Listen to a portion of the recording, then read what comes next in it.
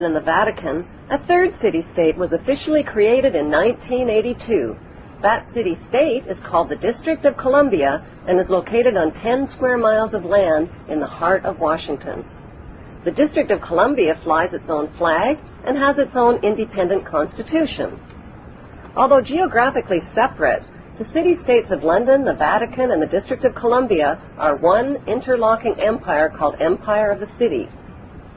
The flag of Washington's District of Columbia has 3 red stars, one for each city-state in the 3-city empire. This corporate empire of 3 city-states controls the world economically through London's inner city, militarily through the District of Columbia, and spiritually through the Vatican. The Constitution for the District of Columbia operates under a tyrannical Roman law known as Lex Fori, which bears no resemblance to the U.S. Constitution. When Congress passed the Act of 1871, it created a separate corporate government for the District of Columbia. This treasonous act allowed the District of Columbia to operate as a corporation outside the original Constitution of the United States and outside of the best interests of American citizens. A sobering study of the signed treaties and charters between Britain and the United States exposes a shocking truth. The United States has always been, and still is, a British Crown colony. King James I was famous not for just changing the Bible into the King James Version, but for signing the First Charter of Virginia in 1606. That charter granted America's British forefathers a license to settle and colonize America. The charter also guaranteed that future kings and queens of England would have sovereign authority over all the citizens and colonized land in America, stolen from the Indians. After America declared its independence from Great Britain, the Treaty of 1783 was signed. That treaty specifically identifies the King of England as the Prince of the United States and contradicts the belief that America won the War of Independence. Although King George III of England gave up most of his claims over his American colonies, he kept his right to continue receiving payment for his business venture of colonizing America.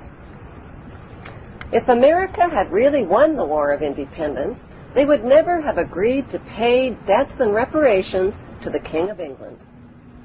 When Congress passed the 13th Amendment to the Constitution, the U.S. President was made subservient to the King of England.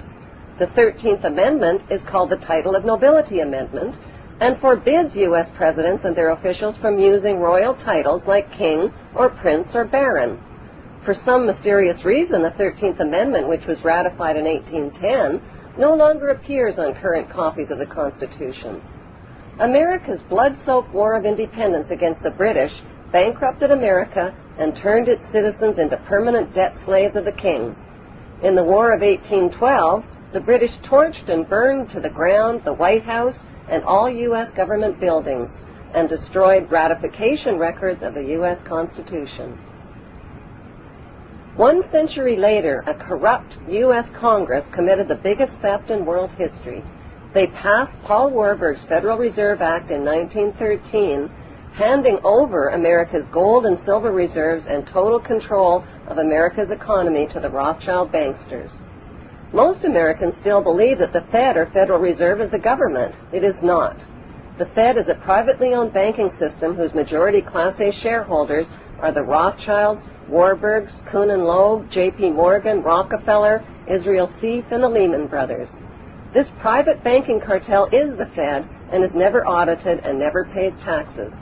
They print and design America's money, which displays their symbols of an Egyptian pyramid, a Masonic all-seeing eye, and the words, "In God we trust." Who exactly is the God they trust? They also collect American taxpayers' money through the IRS. Then they loan it back again with interest to pay for roads, bridges, and other public. Most U.S. citizens believe that the United States is a country and that the President is the most powerful man on earth. The United States is not a country. It is a corporation, and the President is President of the Corporation of the United States.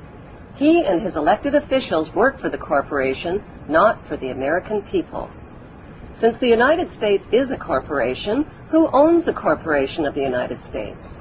Like Canada and Australia, whose leaders are prime ministers of the Queen, and whose land is called Crown Land, The United States is just another crown colony. Crown colonies are controlled by the empire of 3 city-states.